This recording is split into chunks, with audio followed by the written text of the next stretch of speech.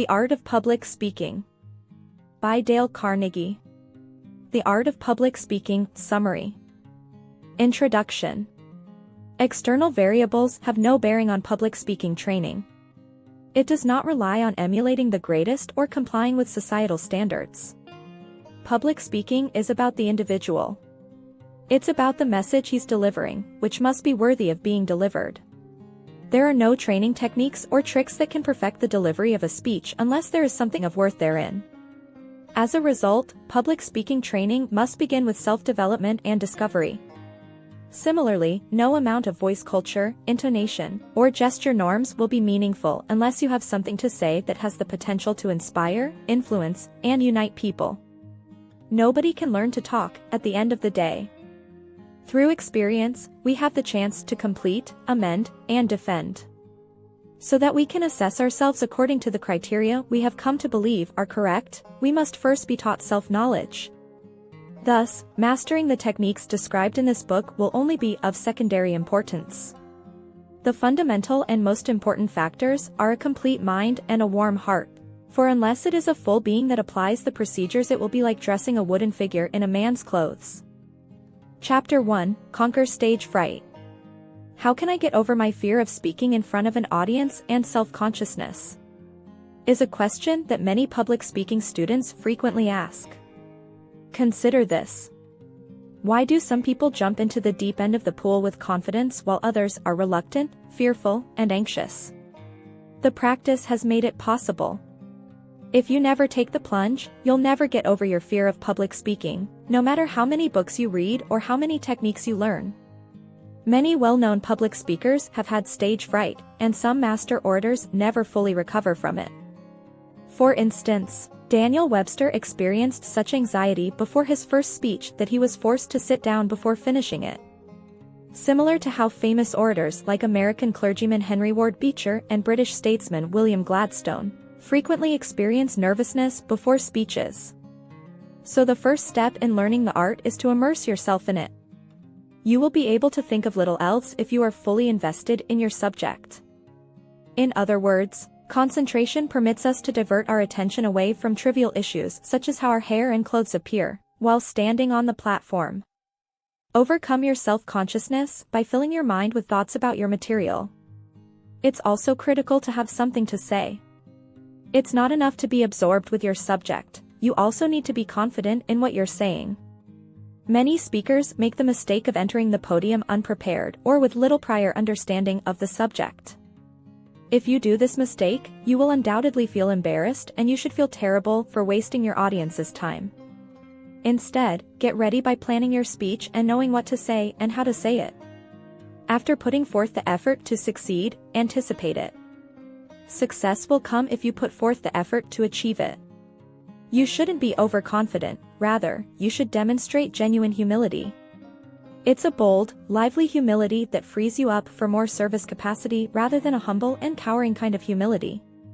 There is no hope for you if you have meek humility, since it indicates that you think you will fail. You won't succeed. Instead, consider yourself as having limitless potential that you can develop via practice. Therefore, even though you might initially feel like you're drowning, keep practicing, and eventually, you'll be swimming easily. Chapter 2, The Sin of Monotony. Consider repeatedly listening to the same song. The song will eventually become overused, and you'll grow weary of the same tune, same pitch, and same lyrics. Simply said, it grows boring. The same can be stated of a speaker who drones on, utilizing the same emphasis, speed, and thoughts while speaking at the same volume and pitch.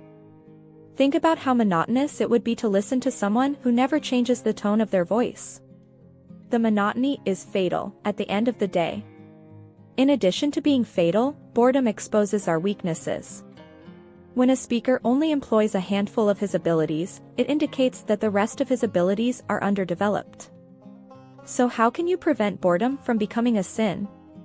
Accentuation is the first stage in delivering a vibrant discourse.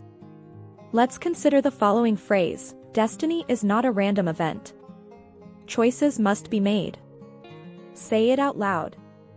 Which phrases do you underline? Naturally, since fate is the sentence's subject, you would highlight it. The next thing you'll do is emphasize this to avoid giving your audience the wrong impression that fate is a matter of chance.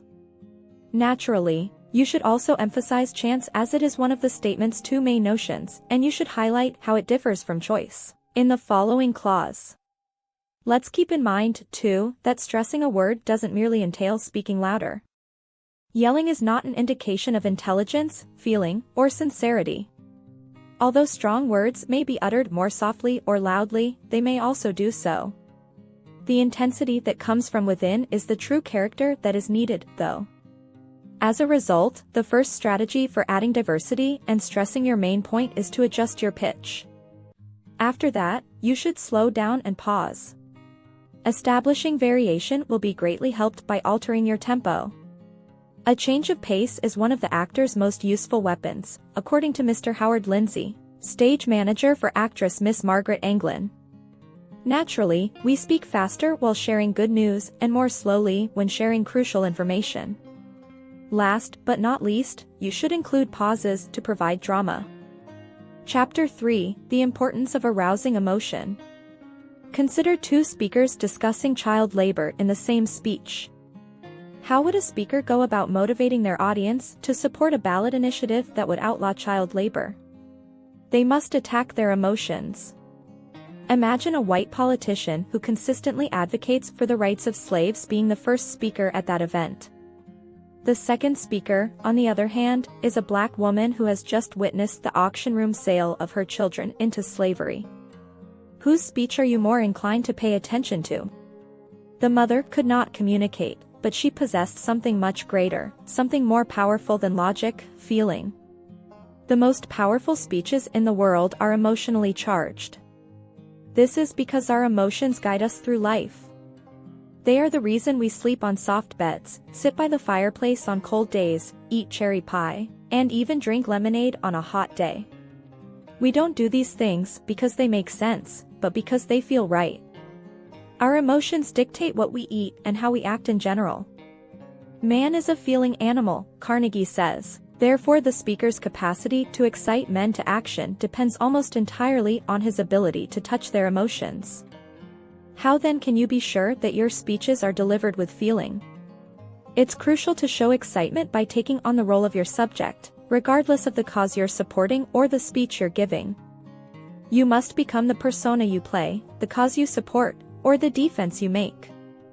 You must immerse yourself in it until it completely engulfs you, adorns you, and possesses you.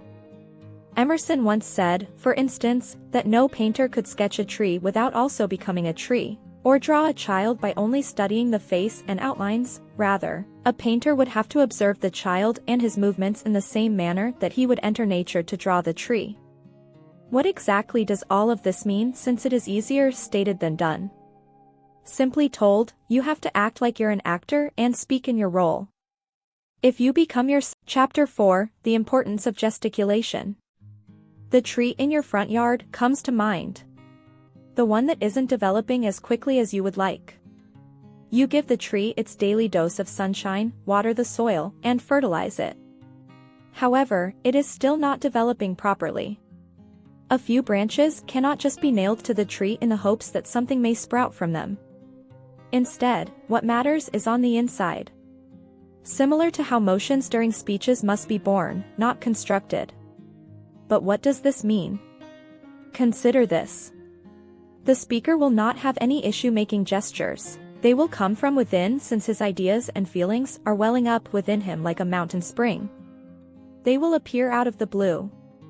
On the other hand, people who just add movements will resemble a simulation of a tree in which the branches have been nailed on. For example, if you observe the same speaker give the same speech twice, you'll notice that his gestures change each time.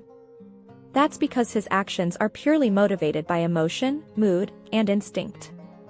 However, just because gestures are born of spontaneous emotion does not mean that they cannot be practiced. To prevent clumsily gesticulating throughout your speech, practice descriptive, suggestive, and typical gestures until they become as natural as good articulation. You might also observe yourself in the mirror, noting which actions are uncomfortable, and practice them until your gesture change becomes fluid and natural. While we're on the issue, let's discuss which motions to avoid. Make no jerky, short motions. Allow your actions to be fluid and come from the shoulder rather than the elbow. Of course, don't go overboard and include too many flowing gestures. Next, avoid making too many gestures. When we are going through a major life crisis, we rarely respond quickly. For example, when you learn of the death of a close friend, you do not immediately throw your hands up in the air and begin wailing about your loss. Instead, you'll probably go sit quietly and brood in solitude until the shock wears off. Similarly, too many motions during a speech would appear disingenuous and distracting.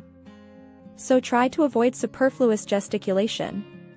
You should also be aware of your body's power, poise, flexibility, and grace. These provide the basis of kind deeds. To overcome your awkwardness, practice walking and standing in front of a mirror. If you lack natural grace, practice dancing, practicing yoga, or working out. Developing grace and poise in your thoughts is the aim. Last but not least, be mindful of your facial expressions and make sure that your posture and expression are consistent with the tone of your speech. Chapter 5: A good voice comes from good health. A London Times critic once stated that acting is 9/10 vocal work, and the same might be said for public speaking.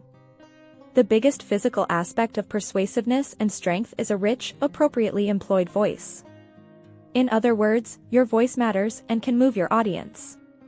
90 men in every 100 in the crowded professions will probably never get above mediocrity, because the training of the voice is utterly disregarded and considered of no consequence, Gladstone famously said. Consider that.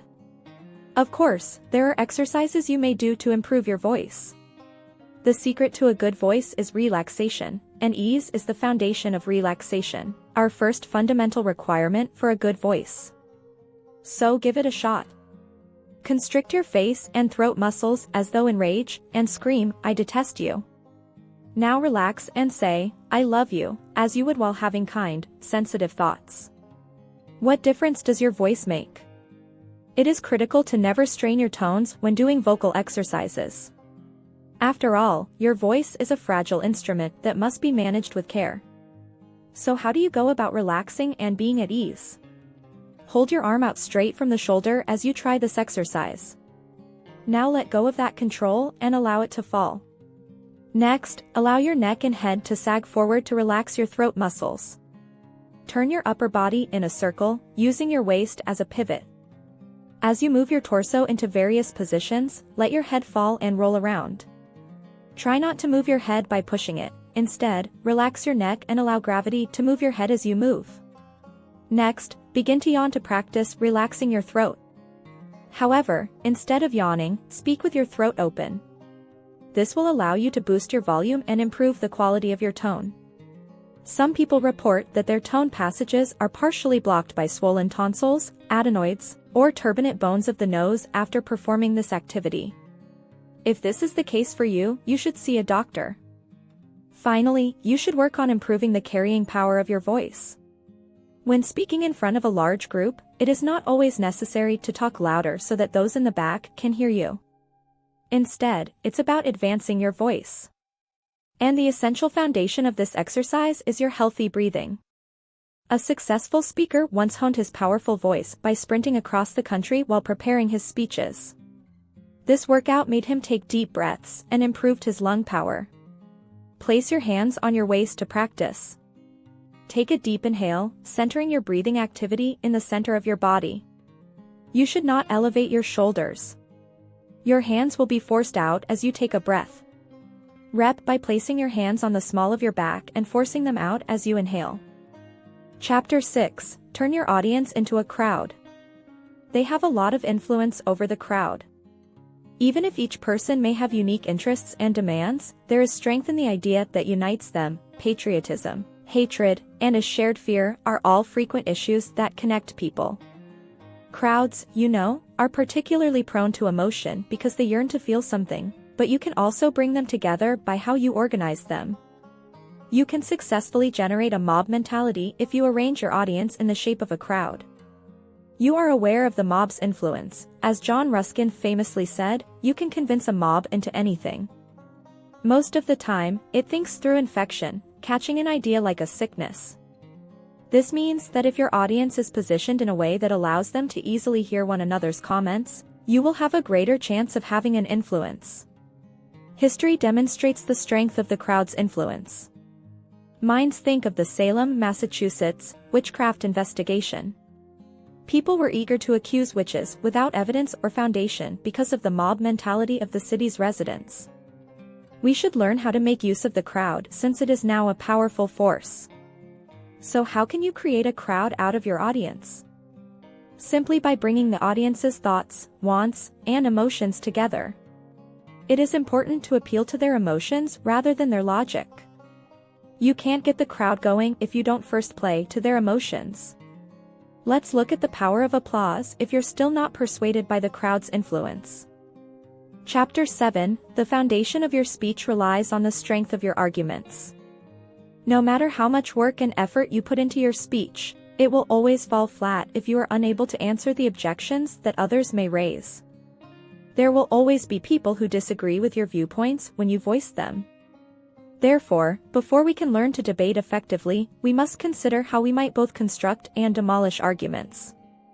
For your argument to be convincing and sound, you must be able to assess the soundness of its structure. To be able to disprove the weaker points of your argument, you must also be able to see the flaws in your argument. Every argument, in the author's opinion, consists of 4 components: the central question, supporting data, rationale, and inferences. You must analyze these 4 components of your argument to determine whether it is powerful. You should first consider whether the argument is clearly expressed for the topic at hand. This entails making sure that every phrase in the statement has the same meaning for each disputant. The definition of a gentleman, for instance, may not be universally agreed upon. Next, evaluate whether you have presented your case fairly. Does it include too much or not enough? Is there any kind of trap in the formulation? You must first examine the authorities and professionals provided as support to determine the argument's evidence. Is the power respected by the public? What qualifies him as a source of authority? Why has he been considered an authority on the subject? Are his opinions objective and concise? Make sure the references are accurate and impartial. The facts you give as proof should then be examined. Are they sufficient to serve as proof? Do you have enough? Do they concur or are they at odds with one another? Finally, are they undisputed or confirmed? Let's now examine the rationale behind your claim. Consider first whether the information you provided might support an alternative interpretation to the one you are proposing. Have you missed any facts that contradict each other? Are the opposition's arguments often weak? Have you adopted unsubstantiated beliefs as fact? Consider all the ways your stated information could be exploited against you. Finally, consider the conclusions. Have you ever made a claim from which a conclusion does not follow? Another name for this is a non sequitur. Do your various pieces of evidence agree with one another as well? Keep in mind that you shouldn't just practice making your case. Additionally, you need to be ready for any potential ways that others may try to destroy it. Chapter 8, The Importance of Using Your Imagination. The cornerstone for giving an effective speech is developing a compelling argument, but just delivering a speech that is packed with figures and data can put your audience to sleep. Instead, you should use your creative abilities. What is the definition of imagination? The author defines imagination as either the faculty or the process of producing mental images. So, how do you elicit a mental image from your audience? Learning to use figurative language is the first step in developing one's imagination. Say, for illustration, that you are arguing that the leading factor causing families to fail is alcoholism. You could certainly stand in front of your audience and provide a variety of figures and facts to support your position, but what good would that accomplish?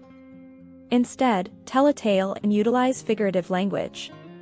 Tell the tale of the father who hits his kids and yells at his wife after coming home from the pub each day while intoxicated. Fill it with literary devices like metaphors, similes, hyperboles, and ironies. This will probably draw the audience in and keep them attentive for the duration of your speech. Next, you can express your creativity by using imagery while you talk in public. As you prepare, start by seeing your audience in front of you. Even though you can't be ready for every emergency, you may be better ready if you meet your audience in advance. Visualize the occasion's atmosphere and attitude, as well as the speech's topic. Next, envision the phrase you'll employ. So picture the phrase and work on it until vividly actual parallels spring to mind. Remember that an address without fresh comparisons is like a garden without blooming. Last but not least, try to picture yourself giving a speech. Consider your speech, how you will deliver it, and any potential hand motions. You'll be less likely to forget things and more likely to deliver an effective, persuading speech if you can mentally see your speech. All in all, control your thoughts, don't allow them to control you. Chapter 9, Final Resume. To master public speaking, you must be willing to do 3 things: practice, practice, and practice some more. Simply put, the only way to overcome your fear of public speaking and become the best is to practice. Of course, Carnegie has provided you with numerous suggestions and tactics to help you succeed. To begin, you'll want to minimize boredom by varying your words with emphasis. Next, elicit emotion from your audience by allowing your emotions to flow. Emotions heart.